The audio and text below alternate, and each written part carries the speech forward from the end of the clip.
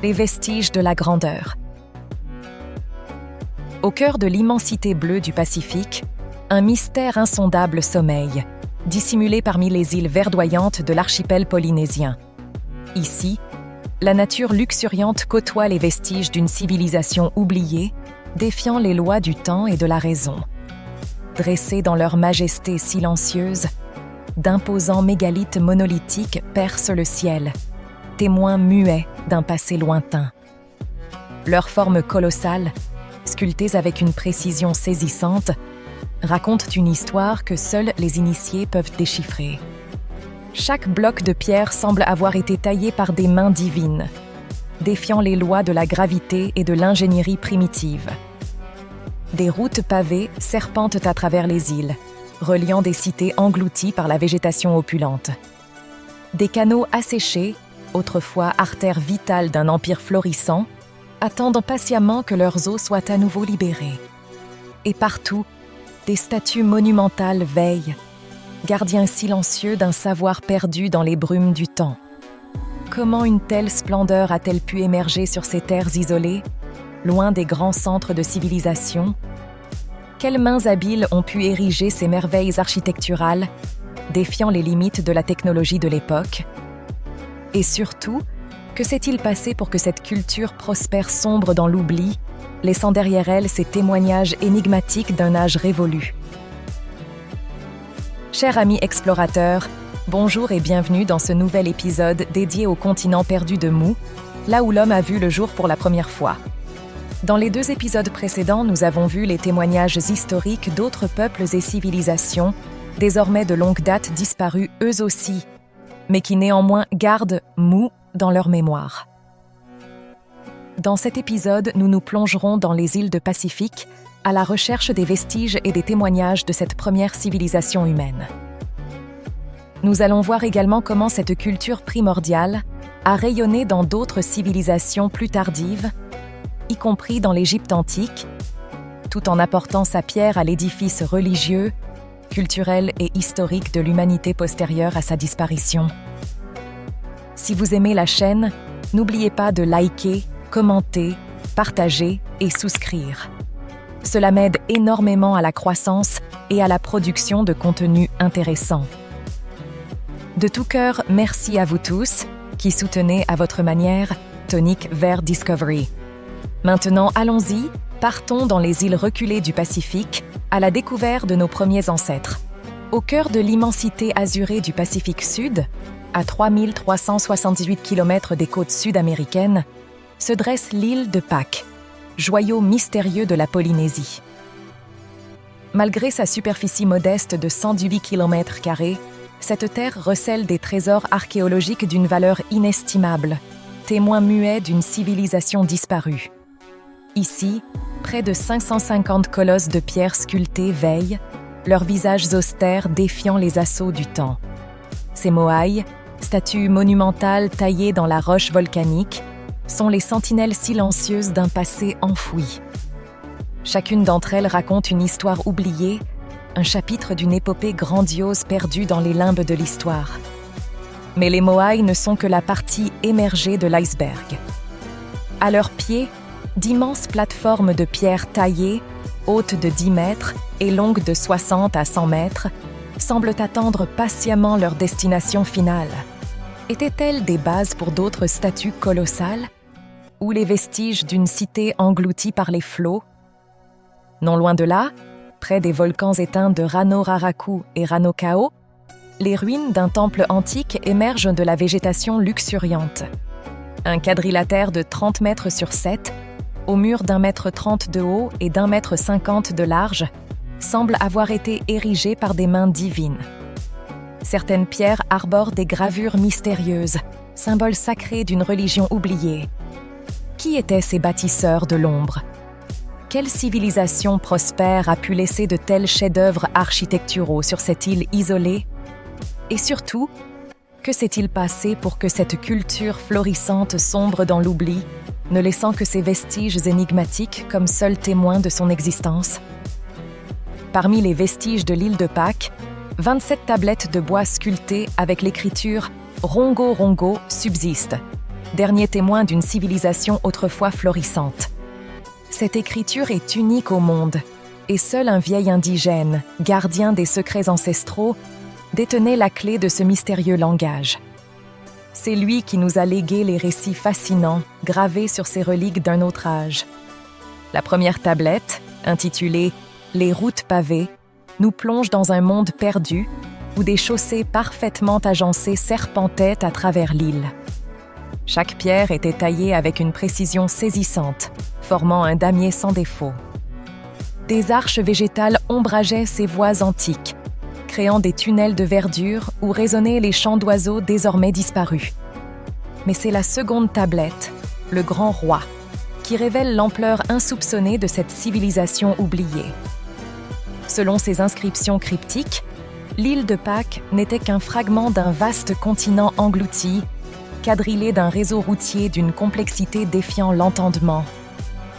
Une toile d'araignée géante de chaussées pavées reliait des cités aujourd'hui englouties, témoignage d'une ère révolue où régnait une puissance aujourd'hui mystérieuse. Depuis la découverte de ce joyau polynésien par les Occidentaux, l'île semble frappée d'une malédiction implacable.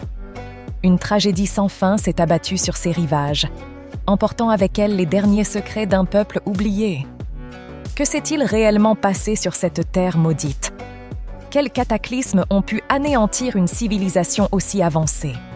Et surtout, quel trésor de connaissances insoupçonnées ces tablettes recèlent-elles encore? Seuls les initiés les plus hardis, prêts à défier les forces obscures qui hantent l'île de Pâques, pourront peut-être un jour percer le mystère de cette Atlantide polynésienne. L'archipel des îles Cook se dresse à mi-chemin entre Tahiti et les Fidji. Ces terres émergées recèlent des trésors archéologiques insoupçonnés, vestiges d'un monde englouti dont les tablettes de l'île de Pâques nous ont livré les premiers secrets. C'est sur Rarotonga que l'on retrouve la trace la plus tangible des routes pavées, décrites dans les légendes anciennes. Ici, un fragment de chaussée parfaitement conservé semble défier les lois du temps, témoin muet d'une ère révolue où des bâtisseurs de génie sillonnaient ces îles aujourd'hui isolées. Mais c'est sur Mangaia, l'île la plus méridionale de l'archipel, que le mystère s'épaissit. Bien que moitié moins étendue que l'île de Pâques, cette terre abrite d'impressionnants vestiges de constructions cyclopéennes. D'immenses blocs de pierre taillés, aux dimensions défiant la raison, semblent avoir été acheminés ici par des moyens qui dépassent l'entendement. Car nulle carrière, nulle trace d'extraction n'a été retrouvée sur ces îles. D'où proviennent donc ces mégalithes? Quelles mains les ont façonnés avec tant de maîtrise? Et surtout, par quels moyens ont-ils été acheminés jusqu'à ces confins reculés du Pacifique? Au cœur de l'archipel tongien, l'atoll corallien de Tonga Tapu défie les lois de la raison. Sur cette terre dépourvue de la moindre parcelle de roche, un mystère de pierre se dresse, imperturbable face aux assauts du temps et de la logique. Ici, une arche monumentale composée de 2 piliers cyclopéens semble avoir jailli des entrailles de la Terre. Chacun de ces mégalithes pèse près de 70 tonnes, reliés par un linteau de 2,5 tonnes défiant les lois de l'équilibre. Une porte digne des dieux, dressée sur un îlot où nulle carrière n'a jamais existé. D'où proviennent donc ces colosses de pierre? Les plus proches formations rocheuses se situent à plus de 320 km de l'atoll. Comment les bâtisseurs de l'Antiquité ont-ils pu acheminer de tels poids jusqu'à cette terre isolée? Quelles étaient leurs techniques de transport maritime? Et surtout, avec quels moyens ont-ils pu ériger cette arche titanesque, véritable prouesse d'ingénierie antédiluvienne? L'archipel des îles Carolines recèle l'un des plus grands mystères de l'humanité. Ici, sur l'île de Pohnpei, des ruines colossales défient le temps et la raison, témoins muets d'une civilisation aujourd'hui disparue. C'est là que s'élèvent les ruines d'un temple cyclopéen, véritable prouesse d'ingénierie antédiluvienne.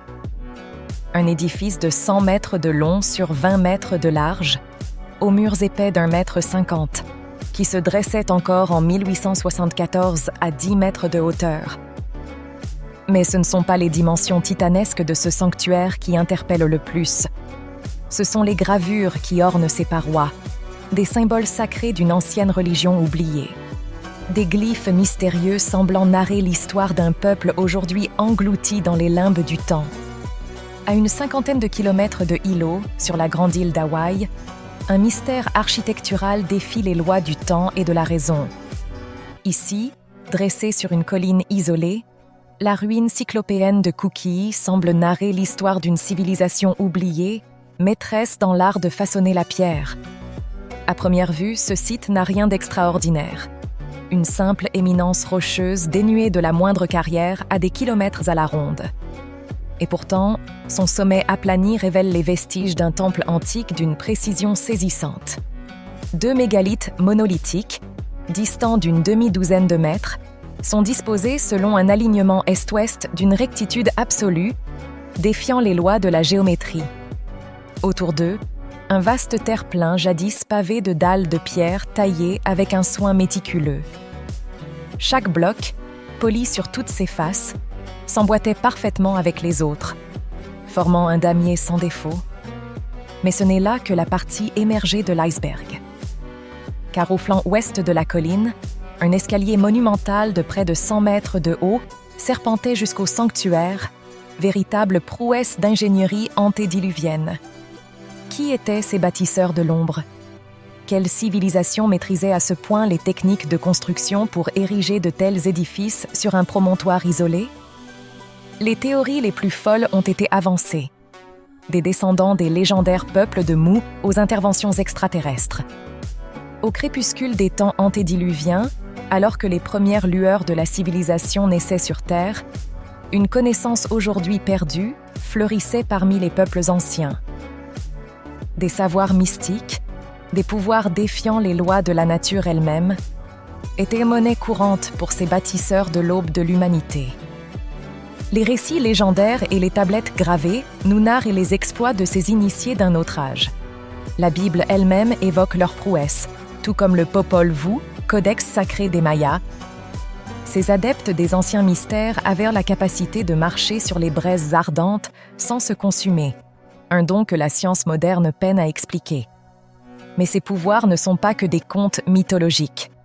Encore aujourd'hui, sur certaines îles reculées du vaste Pacifique, des témoignages de ces savoirs perdus subsistent.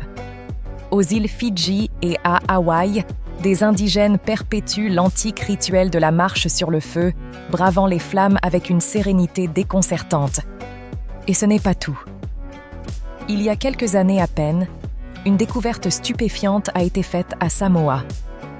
Certains aveugles de l'île seraient capables de voir, grâce à leur peau, défiant les lois de l'anatomie humaine. Une prouesse reléguée au rang de fable par les scientifiques, mais qui pourrait bien être la clé d'un savoir oublié depuis la nuit des temps. D'où proviennent ces dons exceptionnels? Quel peuple antédiluvien détenait les secrets de ces pouvoirs paraнаturels? Et surtout, quelles autres connaissances insoupçonnées l'Empire du Soleil, cette civilisation disparue, nous a-t-il légué en héritage? Seuls les explorateurs les plus hardis, prêts à repousser les limites de la science moderne, pourront peut-être un jour percer les mystères de cette ère révolue. Un monde de merveilles et de prodiges, englouti depuis des millénaires, n'attend que d'être redécouvert. Le livre des morts égyptiens. Parmi les trésors archéologiques légués par l'Égypte des pharaons, un mystérieux grimoire se démarque, narrant peut-être les origines oubliées de l'humanité. Le livre des morts, ce célèbre recueil funéraire, regorge en effet de passages cryptiques faisant référence à une terre légendaire. Mu, le continent englouti dont nous serions tous issus. Et si, plutôt que d'émerger sur les rives du fameux berceau de l'humanité, le croissant fertile, nos ancêtres étaient en réalité issus d'un peuple antédiluvien aujourd'hui englouti. Mais au fait, que signifie réellement ce titre mystérieux de « Livre des morts » ? En hiéroglyphe, il se lirait « Perm-Haru », soit littéralement « arrivant du jour ». Une référence à l'au-delà ? Ou un indice codé vers les origines lointaines de l'humanité ? Un savoir hérité de cette civilisation première ? les théories les plus folles ont été avancées par les explorateurs tentant de percer les secrets de ce grimoire énigmatique. Certains y verraient la preuve de l'existence d'une Atlantide polynésienne, Mu. D'autres des vestiges d'une ancienne connaissance venue d'ailleurs, apportée sur Terre par des êtres venus d'autres mondes. Tandis que les grands égyptologues se disputent l'interprétation exacte du titre énigmatique Père Mru, mieux connu sous le nom de Livre des Morts, un mystère de taille persiste. Car derrière ces simples hiéroglyphes pourrait bien se cacher la clé d'un savoir antédiluvien vieux de plusieurs millénaires. Arrivant du jour, livre de l'arrivée de jour, ou bien arrivant de jour. Les théories divergent parmi les éminents spécialistes de l'Égypte ancienne. Le professeur Plate penche pour la première traduction dans son œuvre « Chapitre supplémentaire du livre des morts ». Brugsch-Bey, lui, affirme dans Steinschrift und Bibelwort que le sens exact serait « livre de l'arrivée de jour ». Mais au final, quelle est la véritable signification de ce titre mystérieux? Une référence à l'au-delà, comme le laisserait supposer son appellation populaire?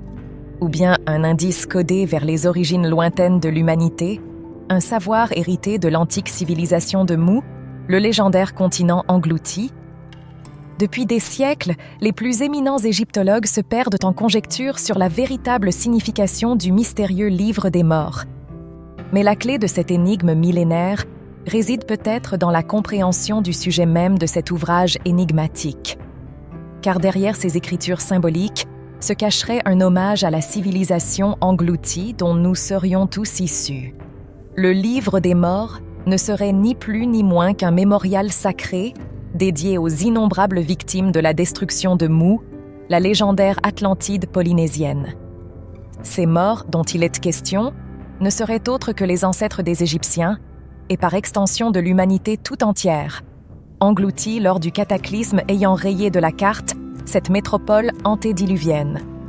Une théorie qui expliquerait l'omniprésence du culte des ancêtres à travers les âges et les civilisations. Cette vénération quasi universelle pour les disparus ne serait-elle pas l'héritage direct de ce deuil originel?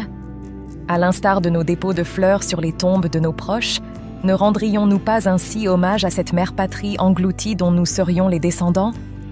Depuis des siècles, les plus éminents égyptologues se sont fourvoyés sur la véritable signification du titre énigmatique Père Mru. Mais la clé de cette antique énigme résiderait en fait dans la compréhension du sens profond de ces trois symboles mystérieux.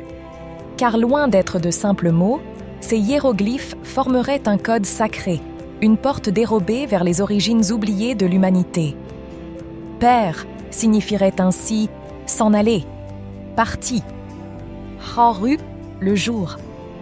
Et surtout, ce « M » que les savants prenaient pour une vulgaire préposition ne serait autre que le symbole même de Mu, la légendaire Atlantide polynésienne. Décodé, ce titre mystérieux prendrait alors tout son sens. Mu est parti du jour. Une référence limpide au cataclysme ayant englouti cette civilisation première dont nous serions tous issus.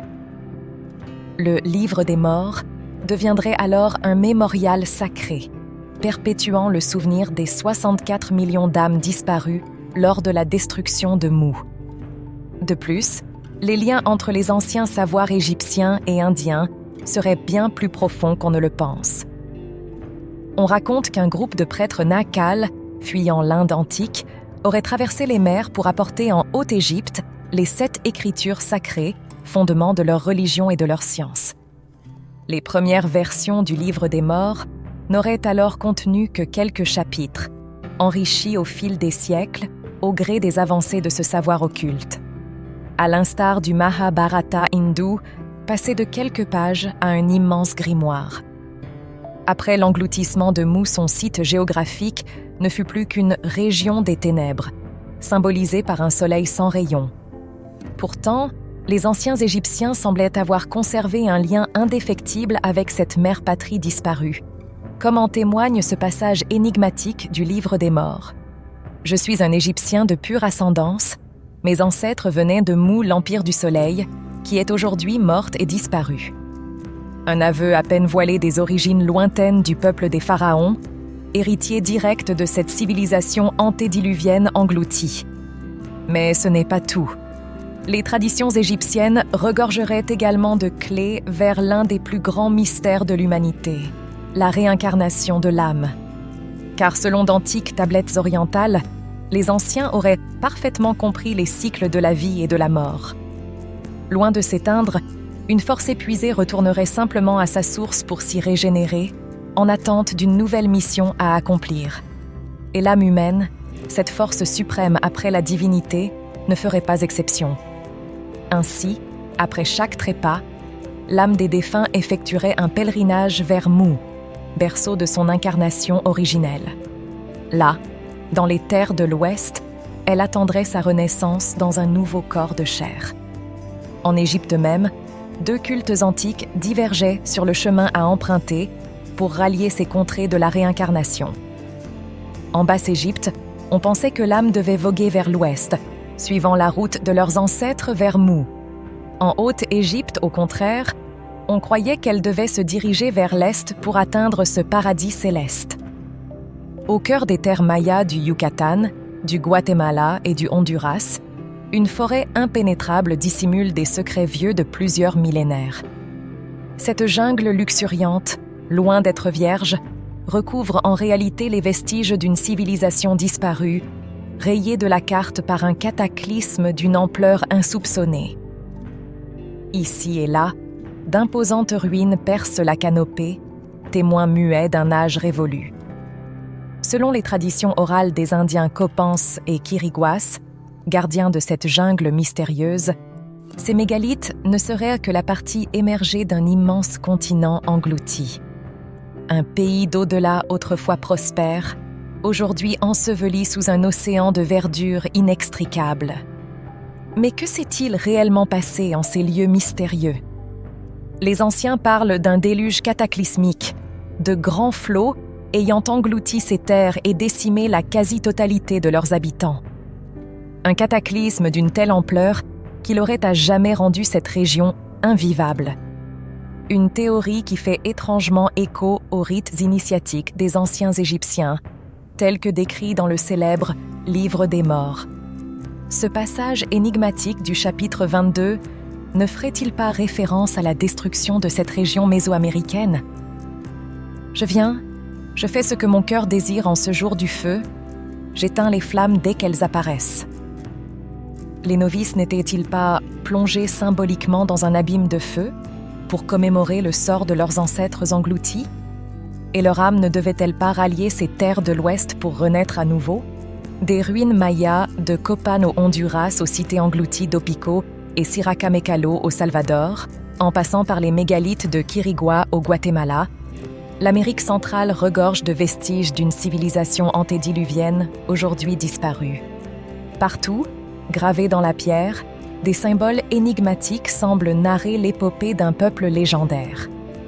Mu, la mère patrie engloutie. Tout au long des côtes occidentales des Amériques, du nord au sud, une piste de ruines cyclopéennes jalonne les rivages.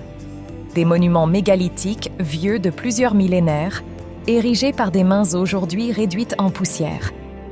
Tous arborant les mêmes glyphes mystérieux, les mêmes symboles sacrés hérités de cette civilisation première. D'étranges similitudes que l'on retrouve également de l'autre côté du Pacifique, en Asie, en Polynésie et jusqu'en Nouvelle-Zélande. Comme si les peuples de ces contrées lointaines avaient tous, un jour, baigné dans le même creuset culturel. Celui de l'Empire du Soleil, Mu, la légendaire Atlantide polynésienne. Une théorie qui défie l'entendement, mais appuyée par des preuves archéologiques indéniables. À moins que ces vestiges millénaires ne soient que les prémices d'un mystère bien plus vaste, que les bâtisseurs de ces mégalithes n'aient en réalité été que les descendants d'une ancienne race aujourd'hui disparue. Seule une intervention divine semble à même d'expliquer ces similitudes à l'échelle planétaire. À moins que nos ancêtres eux-mêmes, surgissant de leurs tombes antédiluviennes, ne viennent un jour nous conter l'épopée de leur civilisation engloutie. Mu, l'Empire du Soleil.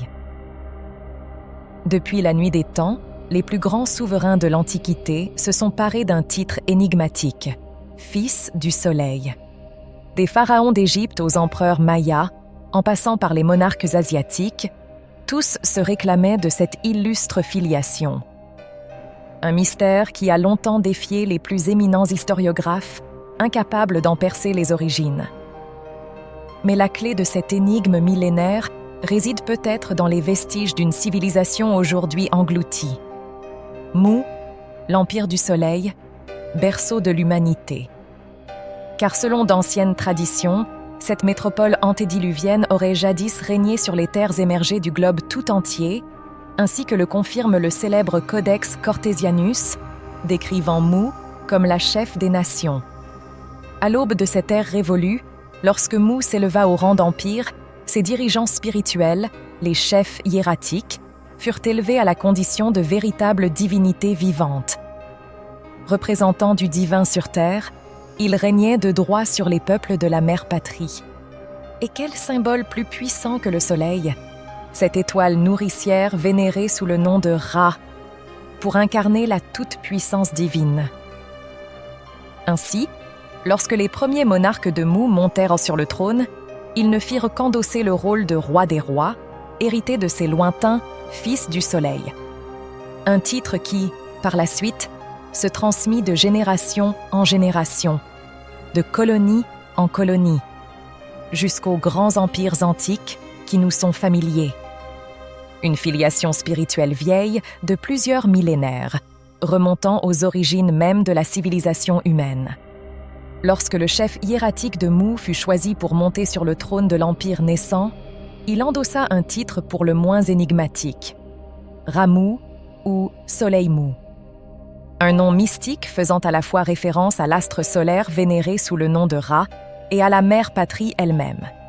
Dès lors, Mu ne fut plus seulement le berceau de l'humanité, mais l'Empire du Soleil en personne, dirigé par une lignée de monarques divinisés. Si bien que lorsque les premières colonies s'émancipèrent pour fonder leur propre royaume, les nouveaux souverains ne furent autres que des fils du Soleil, héritiers de cette dynastie sacrée. Mais à quelle époque précisément l'Empire du Soleil vit-il le jour? Nulle stèle, nulle tablette ne semble en garder la trace. Tout au plus sait-on que des royaumes placés sous la suzeraineté de Mu existaient déjà, il y a 35 000 ans, laissant supposer que la mère patrie était bien plus ancienne encore. Se pourrait-il que cette civilisation antédiluvienne ait prospéré pendant des milliers, voire des dizaines de milliers d'années avant de sombrer dans l'oubli? Une ère de paix et d'abondance régnant sur les terres émergées, telle une grande famille unie sous la bannière de Mu. Lorsque l'une des colonies devenait assez puissante, elle accédait alors au rang d'empire ou de royaume vassal. Son premier dirigeant était alors choisi parmi les descendants de la famille régnante de Mu. Ou bien élu, nul ne le sait. Mais toujours était-il intronisé sous le titre de Fils du Soleil. Selon les anciens écrits de Valmiki, le célèbre historien hindou, les colonies mayas établies en Inde revêtaient une importance toute particulière.